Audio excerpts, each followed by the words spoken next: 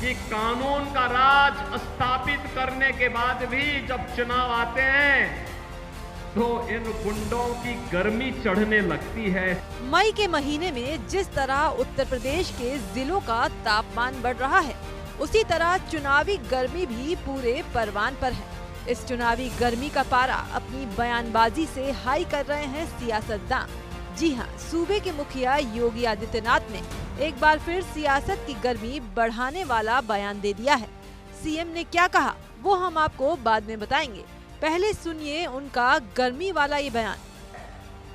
कि कानून का राज स्थापित करने के बाद भी जब चुनाव आते हैं तो इन गुंडों की गर्मी चढ़ने लगती है। ऐसे लगता है जैसे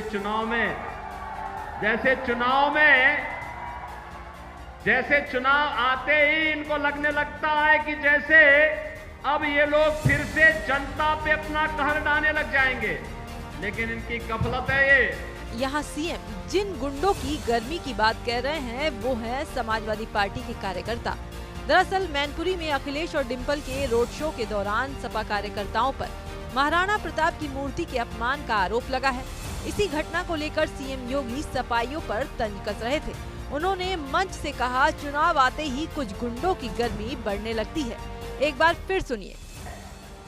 कि कानून का राज स्थापित करने के बाद भी जब चुनाव आते हैं तो इन गुंडों की गर्मी चढ़ने लगती है। ऐसे लगता है जैसे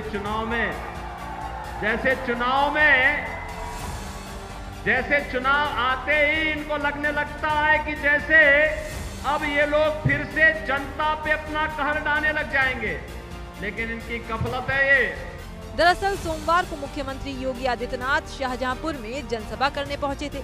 यहां उन्होंने समाजवादी पार्टी को आड़े हाथों लेते हुए ये तक कह दिया कि चुनाव परिणाम आते ही धीरे धीरे गुंडों की गर्मी शांत हो जाएगी। भारतीय जनता पार्टी जनता जनार्दन के आशीर्वाद से उनकी सेवा करते हुए प्रधानमंत्री मोदी जी के नेतृत्व में लगातार कार्य कर रही है, और